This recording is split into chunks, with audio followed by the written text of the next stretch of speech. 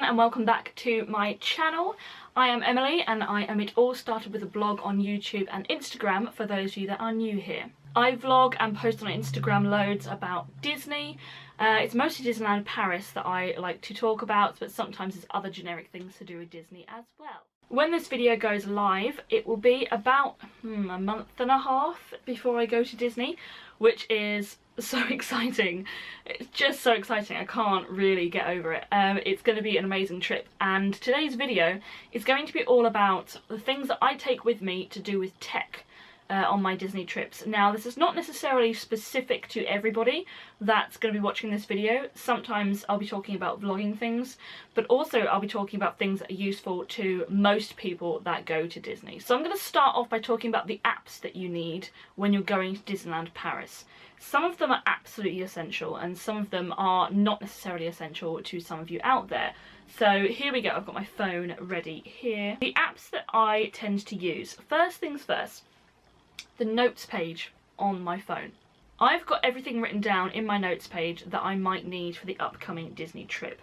So for instance, you can see in my Disney 2019 file, I've got various things like reference numbers and the itinerary and the outfits that I'm going to wear and those sort of things. I've got it all covered, along with a big to-do list, screenshots of addresses, and things that I need to remember to take with me. So as you can see, for me, the notes page is really, really important because it just means I've got everything written down that I need to. I don't have to carry a notebook or anything like that if I want to have like a bucket list or a to-do list, which that vlog will be coming in a few weeks' time, believe me. And it's just really useful to be able to write things down, jot a few notes down if you really need to remind yourself to do something, get something, or to not do something if that's the case. The next app that I have in my Disneyland folder in my phone, I've got a Disneyland folder, is the Magipark app. The Magipark app, I will send a little link down below for it, is pretty much a wait times app that you get for Disneyland Paris. You can also get wait times in the Disneyland Paris app, but I think the Magipark app is way better. Because in the Magipark app, you can favourite your rides that you really enjoy. So, for instance, these are my favourite rides, and I swipe across, and these are the Park Disneyland rides, swipe across again, and these are the Walt Disney Studios rides. And it shows you colour coordination of what's closed, what's green, so a short waiting time, and what's orange, so a long waiting time, what's broken, and also you can have a red waiting time if it's above, I think, possibly 90 minutes. That's a red waiting time. So that's really, really good. And there's a clip from my last Disney trip where Ryan goes out on his little solo adventure because I was sick in the hotel room, and he goes off into Disney in his solo adventure, and he says at one point, "I feel like such a muggle." When I watched it back, I was like, what are you talking about? And then he goes on to say that he didn't have the Magipark app, and he said it's an amazing app. It tells you all the wait times, you've got favourites, and you've got like notifications to see whether a ride has gone down or is back up again, and all that sort of stuff. So he was going on about how amazing it was in my last vlog. I'll post that down below as well. It's quite funny, just watching Ryan wander around Disney talking to himself. And he just felt like really unprepared when he didn't have it, so that's actually quite interesting because I'm a complete control freak when it comes to Disney holidays. Plan, plan, plan. He'd rather go with the flow, but even someone like him quite likes the Magipark app. Also, the Disneyland Paris app that I mentioned a few moments ago, it does do wait times, but I don't use it for that at all because I think it looks far too complicated. But it is quite good if you're a first timer or haven't been many times and you feel the need for a map. Now, you can get the paper maps, you can get them as you come in, the entrance to each of the parks, and they're really accessible and you can get them in lots of different languages. But it's quite good if you are the sort of person that doesn't like to kind of waste paper and stuff like that, then definitely get the Disneyland Park app because you can see a big map, and it's really helpful if you think, I don't know where the nearest toilet is. You can click on the little tab that says toilets and it will pop up with little icons all around the map telling you where all the toilets are. Same with restaurants, same with cash machines, first aid spots, that sort of stuff. So it is really useful to have that if you would rather go paper free and use technology instead. It also tells you all of the show times as well, so that's really useful. I also have a booking.com app in my Disney folder as well. That's really useful for this particular trip because we are staying in a hotel in the Val d'Europe shopping centre the first night, and I booked it through booking.com, so it's just got my reservation confirmation basically, which means I can go paper free, which is pretty good. Haven't got lots of things to lug around with me, and also a Countdown to Disney app, which is pretty exciting. I would fully suggest that everyone has a Countdown to Disney app. Obviously when you go on your trip that's irrelevant because you're on your trip, but it is in my Disney folder just to make sure that I've got it there and I know how many days are left. Also in my Disney folder are things like my YouTube account and Instagram stuff and lots of little separate apps like that. My Canon app to get my camera to send pictures to my phone, stuff like that, but they're not very useful for you guys on the way to Disney. And the last app that I have in my Disney folder is an app called Linebity, or Linebity. I think it's probably Linebity, but no one's actually ever really sure how to pronounce it. And it looks like this, Linebity. It's this thing here. And basically what you need to do is, it's a bit useless now because I'm not in Disney, there's all these lists of places here that I'm not sure I can scroll with one finger. There you go. And you basically need to find Disneyland Paris. As you can see, Disneyland Paris is right there. You can only do this when you are in the Disneyland park. You go on it, and at 9:45 in the morning, you have to be on it.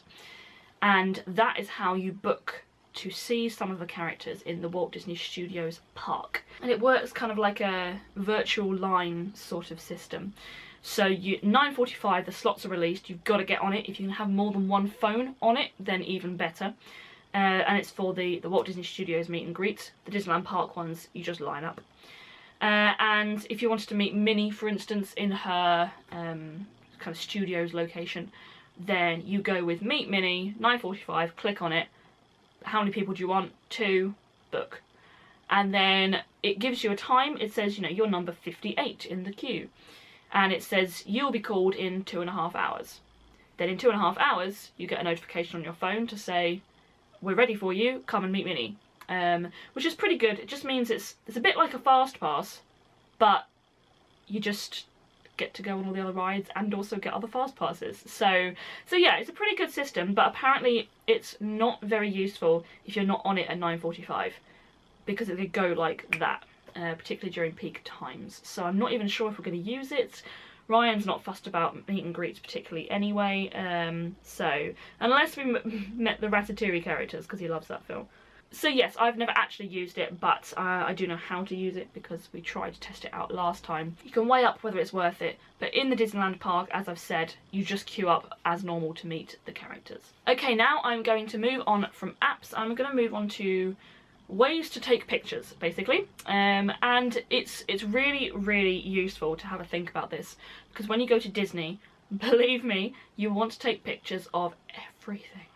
Everything is exciting, everything's a picture. Like, I've taken pictures of a bush before just because it looked quite cute, as bushes go. You might not be as sad as me and take a picture of a bush that looks exciting, but everything is picture worthy. You're going to take about 12 pictures at once of the castle.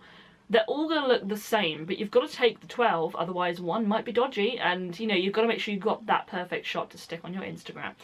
And you will come back with hundreds of photos from Disney, just because everything is an experience and you want to make it as a memory.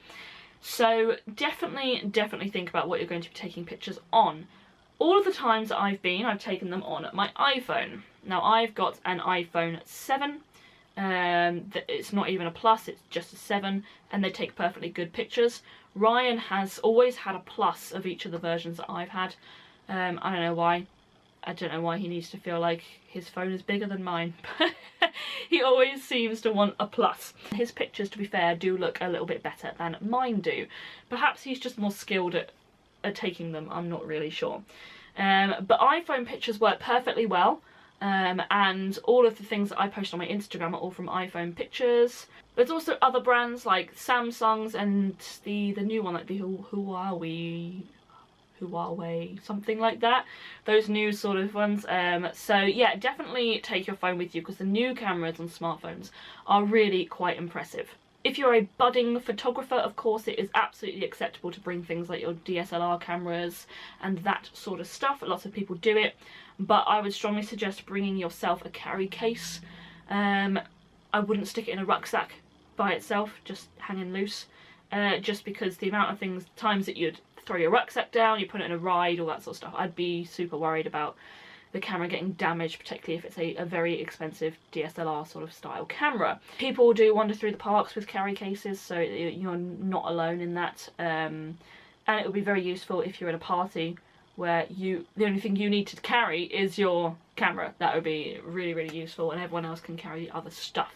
Just to make sure that it's safe at all times. So I, of course, am bringing my Canon G7X, which is the thing that I'm filming on at the moment. And that will be something that I need to experiment with. I haven't really taken lots of pictures with my Canon, and also I'm quite aware of its battery life, and I would rather be filming vlogs with it than taking lots of pictures with it. But I'll have a little experiment, take a picture of the castle maybe with the Canon camera, because it is very good quality. I've taken a few pictures that I've posted on my Instagram with this camera, and it is really, really lovely, and I do enjoy using it. So it might be worth just testing it out a little bit when we're not particularly doing anything interesting vlogging wise, and putting it to its test. So yes, I've got the Canon PowerShot G7X for those of you that are wondering. I would of course show you it, but it's filming and it can't film itself. It can film its this is its little camera strap, there you go. That's about as much of itself as it can film. If you are looking to vlog your trip, the Canon G7X range tends to be what they call the vlogger's camera. So it's quite worth trying to find one. Second-hand ones are perfectly fine. Mine was second-hand from a lovely lady who wasn't using hers anymore. So I bought mine second-hand online. I was watching my Sequoia Lodge room tour, which is on my channel, and it's one of my most popular videos. Actually, it is my most popular video. It's about 1,300 views now, and people love a good room tour. So there's going to be a room tour coming up in my next vlog series. But I was watching that, and the difference between that when I was using my Panasonic HD camera to my Canon PowerShot G7X is insane.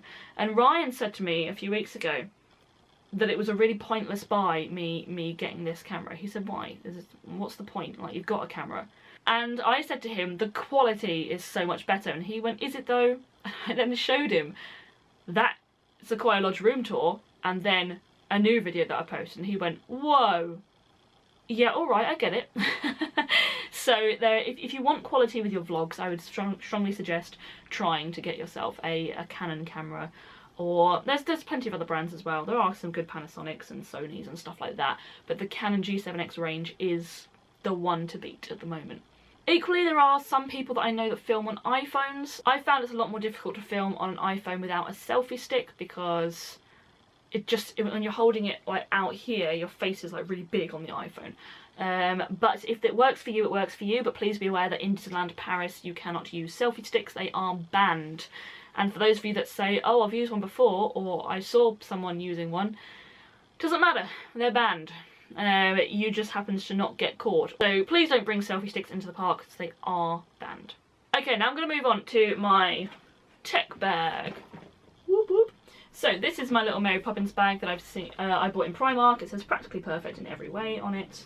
And it's just a little bag. It's got some cute umbrella tags here. And this bag is what I'm going to be taking with me. It's where I store everything at the moment in my house. But it's what I'm going to be taking with me, because then everything is all in one place, and that's beautiful. So the only thing I won't be storing in here is my camera when I'm taking it into the parks, because I'm not going to bring this into the parks. These will stay in my hotel. This is not going to be necessarily things that everybody needs, but these are things that I definitely would like to take with me. So first things first, I have some earphones. These are not the lightning ones. These are in fact the normal headphone jack here. I'm not sure if you can see it, it's slightly blurry, but you know what it looks like because you've all seen them before.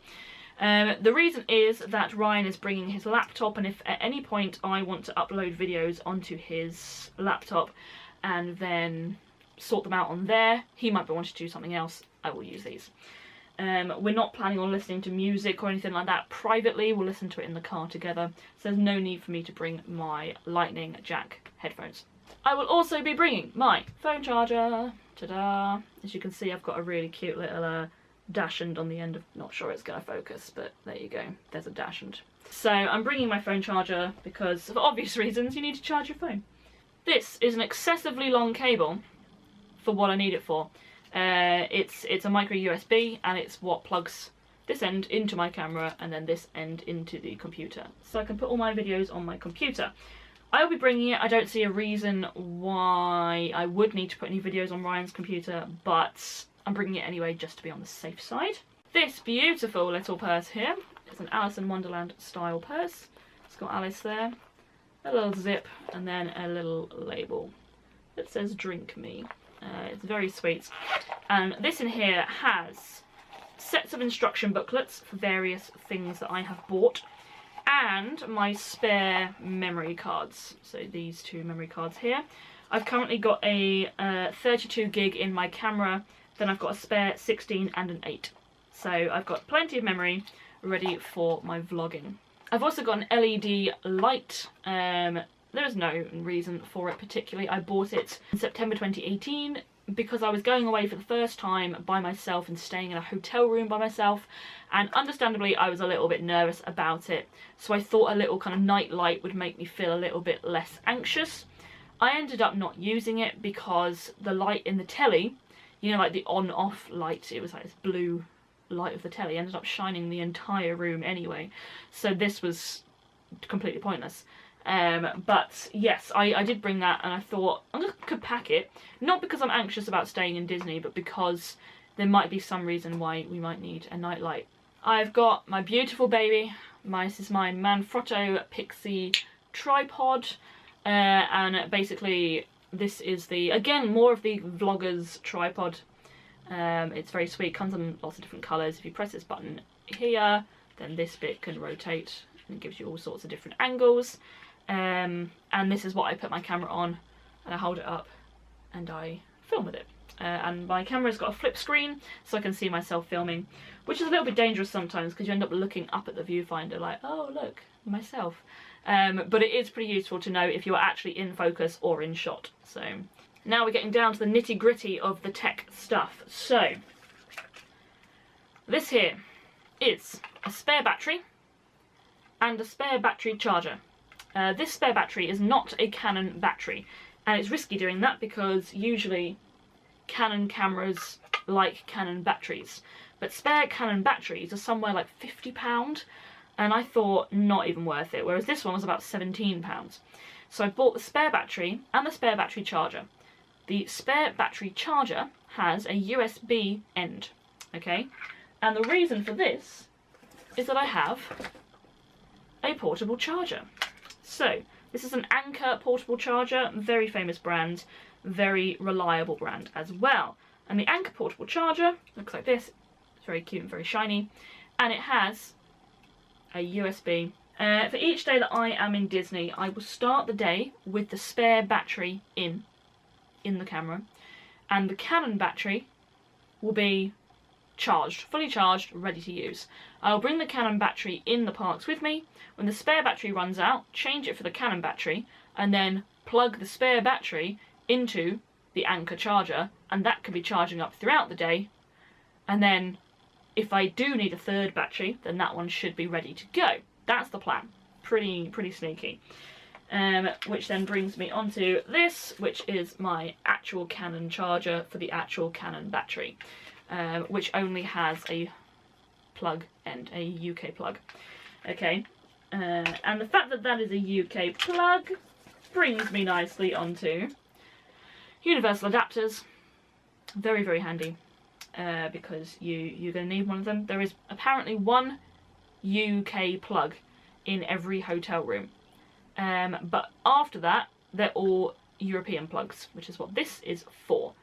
Now, top tip: plug an extension lead into one of these, then plug it into the wall, and then you can use your 4-point extension lead to charge all your stuff overnight. So for me, I would plug in my Canon battery, my phone, and my power bank probably. So those would be the things that I would plug in, plus Ryan would then plug in his phone as well. But if we end up finding that we need to plug in more things, for instance his laptop might need to be charged, we might find that we want to charge both batteries at the same time and all that sort of stuff, it might end up becoming slightly complicated when we don't have enough places to charge. So therefore I've got one of these, which this might say Beikel? Beikel? No, I don't think it's Beikel because I think it's German and then the E comes from the I, so you pronounce the I. The 4-point USB charger. That is pretty much it from me to do with all the tech. I hope it was somewhat helpful to some of you, but please leave any comments and tips down below because I might learn something from you guys too. I will see you all next week for the next vlog. Bye!